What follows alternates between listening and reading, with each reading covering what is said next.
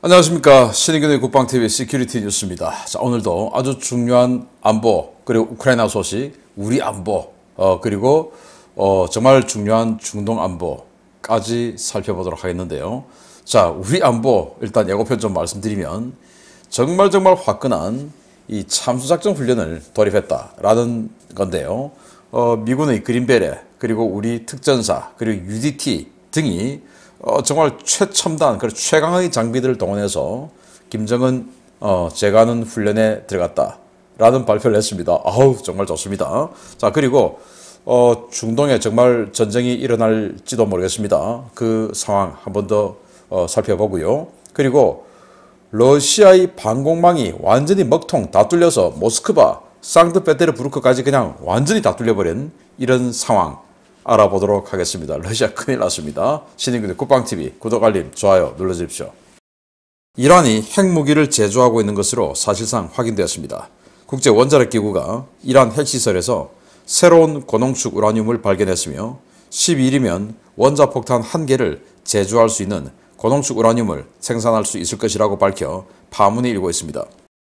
국제원자력기구 사찰단이 이란 포르도 지하 핵시설에서 83.7% 농축도의 고농축 우라늄을 확인했으며 이는 핵무기 제조에 거의 근접한 수준이라고 회원국 배포용 기밀 보고서에서 밝혔습니다. 현지 시각 2월 28일 AP통신이 단독으로 입수한 자료에 따르면 IAEA는 최근 회원국에 배포한 기밀 보고서에서 이란 포르도 지하 핵시설에서 83.7% 농축도의 고농축 우라늄을 발견했는데요. 이는 지난주 84% 농축도의 고농축 우라늄이 발견된 것에 이은 두 번째 발견입니다. 이란은 미국과 유럽 여러 국가와 2015년 7월 포괄적 공동행동계획에 합의하고 향후 15년간 3.67% 이상의 우라늄 농축을 하지 않기로 약속했는데요. 트럼프 행정부가 2018년 이를 파기하겠다고 발표한 직후에 이란에서는 우라늄 농축 작업이 본격적으로 시작되었습니다. IAEA는 지난주 발견된 고농축 우라늄과 새로 발견된 고농축 우라늄의 순도가 다르다는 점에서 이란이 지속적으로 고농축 우라늄을 생산하고 있을 것이라고 보고 있는데요.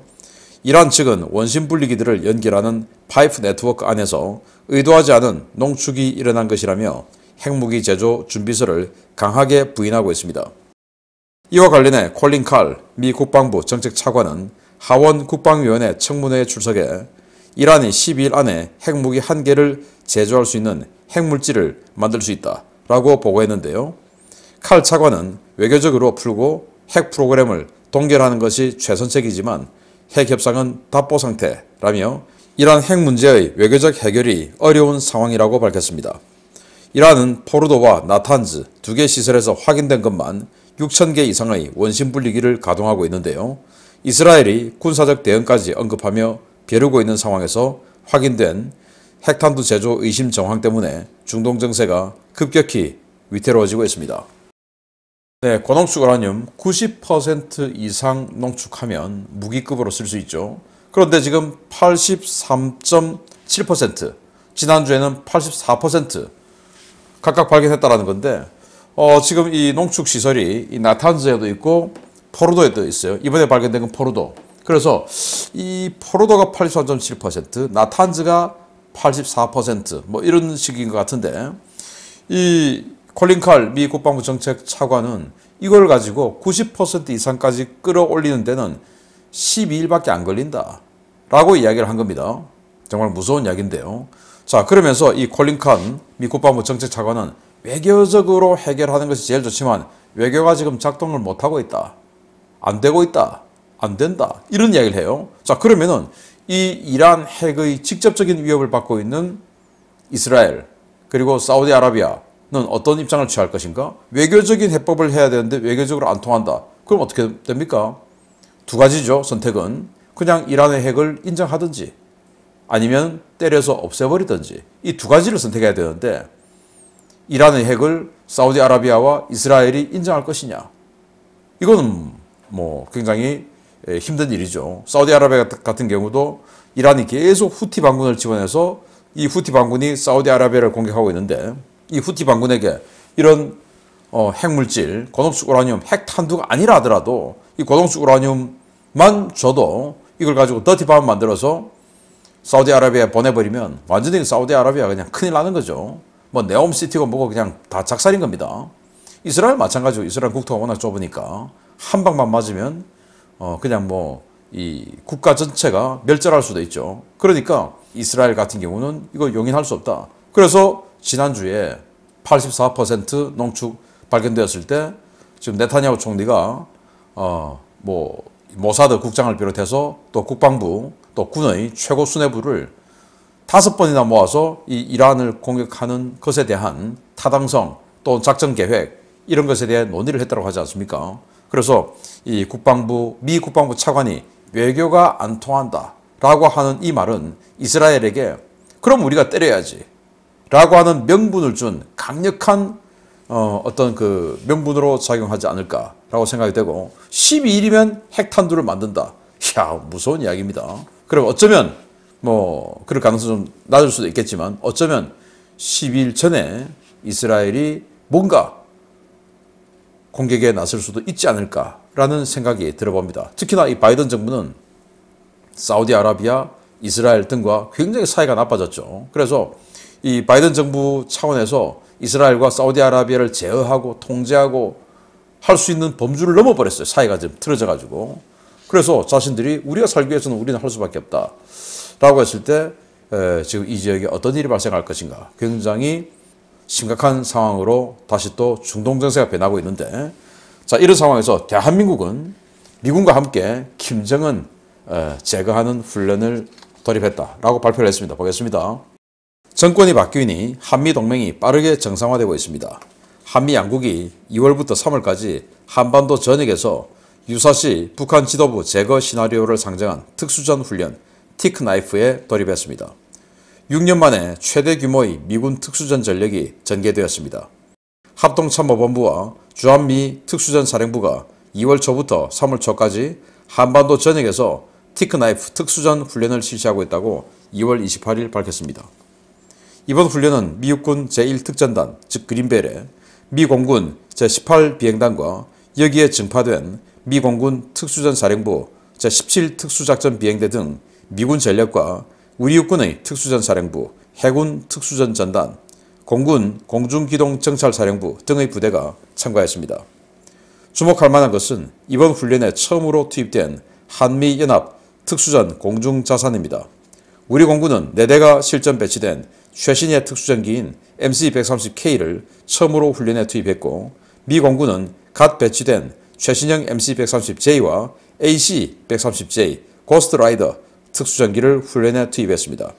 우리 공군의 MC-130K는 기존에 보유하고 있던 C-130H 수송기를 대대적으로 개량한 것으로 보조 연료 탱크를 부착해 항속거리를 비약적으로 향상시켰고 기체 전면에 방탄 패널을 설치해 근거리에서 발사된 적의 기관 총탄을 방어할 수 있습니다. 여기에 체프, 플레어 장비와 레이더 경보 수신기, 미사일 접근 경보 장치, 신형 항법 레이더 등이 추가되어 적어도 침투 능력과 생존성이 크게 향상되었습니다. 가데나 기지와 요코타 기지를 오가며 미 5공군과 7공군을 지원하는 제17 특수작전 비행대의 AC-130J 고스트 라이더는 AC-130 시리즈의 최신 개량형인데요. 30mm 기관포와 105mm 곡사포는 물론 SDB 유도폭탄, 스톰브레이커 유도폭탄, 그리핀 공대지 미사일, APKWS 유도 로켓, 헬파이어 미사일까지 탑재하고 있어 지상의 특수전 부대에게 엄청난 위력의 화력 지원을 해줄 수 있는 공중 요새로 평가되고 있습니다.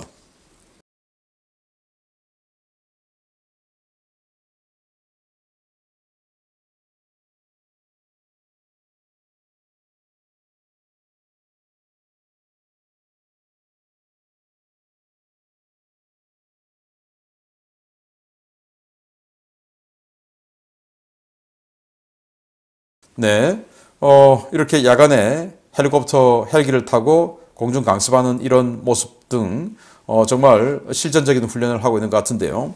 이번에 공개된 또 참가했다라고 알려진 한미연합 공중자산을 보면 우리 공군의 4대 도입된 이제 박근혜 정부 때 참수작전 부대 만들어서 이거 이제 북한 들어가려면은 특수 침투 작전기가 있어야 되죠. 그래서 특수침투작전기로 도입한 이 MC-130K 요거 4대, 그리고 미군 거 MC-130 이런 것들의 수송수단, 그리고 정말 무서운 거죠. AC-130J 최신형 고스트라이더인데, 이 고스트라이더는 헐리우드 영화예요. 거기에 나오는 히어로인데 악의 심판자입니다. 악의 심판자. 이 지역에서 악이 누굽니까? 김정은이 아닙니까? 걔를 심판해야 되죠. 그래서 이 비행기가 하는 임무는 뭐냐? MC-130J를 타고 일단 특수부대들이 저공병을 해서 쫙 들어갑니다. 들어가기 전에 그라울러 전자전기 뭐 이런 것들이 뭐 재밍을 하고 들어가겠죠. 그리고 이제 김정은이 제거를 하든지 체포를 하든지 해서 나올 때 이게 들어가 가지고 항공에서 30mm 기관포 그리고 105mm 야포 이런 걸 막 때려줍니다. 적의 정원부대들 오는 거. 이렇게 해서 이제 데리고 나오는 이런 전력들인데, 이 AC-130이 우리나라에 온 걸 공개했다. 야, 이것도 뭐 대단한 거죠. 이거 보면 김정은이가 지금 며칠간 밖에 지금 나가지도 못하게 생겼는데 대단히 좋습니다. 그래서 이걸 보고 야, 이건 정말 여러분들께 좀 해드려야 되겠다 해서 제가 이번 주말에 이 한미연합 특수부대가 어떤 경로를 거쳐서 어떤 자산으로 북한에 들어가서 어떤 식으로 작전해서 제거하고 핵무기 탈취하고 빠져나올 수 있는가. 중요한 건 이제 또 빠져나와야 되죠. 그런 모든 시나리오를 몇 가지 어떤 예를 들어서 여러분들께 설명해 드리는 그런 시간을, 흥미로운 시간을 한번 가져보도록 하겠습니다. 심층 분석을 통해서요. 그래서 이 AC-130 고스트라이더, 악의 심판자가 들어왔다라는 거고, 자, 그래서 지난 문재인 정권 기간 동안 참수부대라고 만들었던 이 특수부대 해체해버리고 뭐 이런 식으로 해서 완전히 아무것도 못하게 만들었는데, 이제 정권 바뀌고 나서 이런 식으로 다시 북한 핵의 최종 원흉이죠. 김정은의 목을 따는 이런 참수작전 훈련을 거의 한 달간 진행을 한다. 한 달간 하니까 얼마나 뭐 여러 가지 시나리오를 가지고 하겠습니까? 그래서 아주 잘 됐다라는 소식을 전해드리면서 혹시 관련된 내용 또 추가로 들어오면 여러분들께 또 알려드리도록 하고, 우리 특전사 그리고 UDT 미국의 그린벨에 들어가고 잘 협조해서 배울 거 배우고 뭐 이렇게 해서 정말 김정은 목을 따는데, 또는 김정은을 체포해서 머리끄댕이를 잡고 끌고 오는데 우리 군이 선봉에 서기를 기대해 보겠습니다. 이번 주말 심층 분석, 어떻게 김정은을 제거해서 데리고 오나 심층 분석 기대해 주십시오. 세 번째입니다. 미국이 초소형 공격 드론을 우크라이나에 대량 공급한다는 발표가 나온 지 일주일도 채 되지 않아 모스크바와 상트페테르부르크가 드론 공격에 노출됐다는 소식입니다. 러시아 국영 에너지 기업을 노렸는데 이번 공격은 러시아 방공망을 떠보기 위한 사전 정찰이었던 것 같습니다. 러시아 수도 모스크바와 제2의 도시 상트페테르부르크에서 현지 시각으로 2월 28일 다수의 드론 공격 시도가 식별되었으며, 이로 인해 공항이 폐쇄되고 방공부대가 대응작전에 나서는 등 큰 소동이 있었다고 러시아 당국이 현지 시각 3월 1일 밝혔습니다. 이번 공격은 모스크바, 상트페테르부르크, 크라스노다르, 아디게야 등 4개 지역에서 동시다발적으로 감행됐는데요. 모스크바와 상트페테르부르크는 드론이 표적 인근에서 추락하면서 목표 타격에 실패했지만, 남부 크라스노다르와 아디게야에서는 유류 저장고 여러 개가 피격되어 밤새 대혼란이 벌어졌습니다. 오신트 소식통들은 모스크바와 상트페테르부르크 인근에서 추락한 드론 잔해를 분석한 결과 해당 드론이 우크라이나 현지 기업인 우크젯사의 UJ-22 모델인 것으로 확인됐다고 전했는데요. 해당 드론은 자율 비행 모드에서 최대 800km를 비행할 수 있고 20kg의 탑재 중량을 가지고 있지만, 모스크바와 상트페테르부르크 인근에 추락한 드론에는 탄두가 탑재되어 있지 않았습니다. 소식통들은 덩치가 상당히 크고 속도가 시속 160km 정도밖에 되지 않는 이 드론이 상트페테르부르크 공항과 모스크바 인근까지 접근했다는데 큰 충격을 받았습니다. 러시아는 단 한 대의 드론도 사전에 탐지하거나 격추하지 못했고, 드론이 연료 부족으로 추락하지 않았다면 공항과 석유 비축시설이 큰 피해를 입었을 것이라며 러시아군의 허술한 방공망에 질타를 쏟아내고 있습니다. 문제는 이것이 시작이라는 점입니다. 우크라이나는 최근 모스크바를 사정권에 두고 있으면서도 은밀한 휴대와 발사가 가능한 소형 공격 드론을 대량으로 확보했는데요. 이번 공격 시도를 통해 러시아군의 허술한 방공망에 대한 파악을 마쳤기 때문에 조만간 소형 드론을 이용한 추가 공격 가능성이 높다는 것이 현지 소식통들의 전망입니다. 러시아는 모스크바와 상트페테르부르크의 주요 정부 시설과 요충지에 야전 방공 시스템을 배치하는 등 방공 대비 태세를 크게 강화했는데요. 한동안 이란제 드론으로 우크라이나 민간인들을 공격했던 러시아, 이제는 그 반대 상황을 걱정해야 할 것 같습니다. 네, 여기 지금 이렇게 뭔가 부서져서 누워있는 이 비행기, 이게 이제 상트페테르부르크, 모스크바 등을 노렸던 바로 UJ-22라는 우크라이나제 드론입니다. 보기에도 뭐 덩치가 꽤 있어 보이죠. 길이는 2m 이상, 그리고 날개 길이 4m 이상. 그러니까 이번에 북한 무인기 우리나라 왔던 거 그거하고 비슷하거나 조금 더 큰 이런 무인기예요. 이게 세상에 가서 네 군데를 동시에 때렸는데 남쪽의 크라스노다르 지역에서는 이렇게 유류 저장고가 완전히 그냥 이 타격을 받고 뭐 자폭 공격했겠죠. 이런 식으로 화염이 치솟고 있습니다. 이제 석유 저장 시설 이제 박살난 거죠. 두 군데에서 남쪽에서는 두 군데가 박살났고 북쪽에서는 이야 뭐 놀랄 노짜인데요. 남쪽 두 군데는 바로 여기입니다. 여기야 뭐 전선에서 크게 멀지 않은 곳이니까 공격받았다고 해도 뭐 그랬구나 라고 할 수 있는데, 또 특히나 여기는 지금 전쟁을 계속 지원하는 후속 군수기지들이 있는 곳이기 때문에 공격이 뭐 특별하다 뭐 이런 건 아니죠. 그런데 문제는 모스크바 남쪽 그리고 상트페테르부르크 860km, 국경에서 860km, 여기는 국경에서 480km. 이게 상트페테르부르크까지 날아가고 모스크바까지 날아갔다. 그래도 몰랐다. 여기에 이제 방점이 있는 거죠. 뭐 러시아의 최강의 방공 무기들, 방공 자산들이 아무것도 이걸 탐지하지 못했다라는 건데, 그 4m짜리 물론 뭐 우리나라도 우리나라는 탐지했지만 뭐 처리를 못했죠. 그런데 여기는 추락하고 나서야 그 인근에 있는 주민들의 신고를 받고, 그리고는 군 당국이 인지를 하고 뒤늦게 이 상트페테르부르크, 모스크바 이 공항을 폐쇄를 하고 뭐 이런 조치를 내렸어요. 왜냐?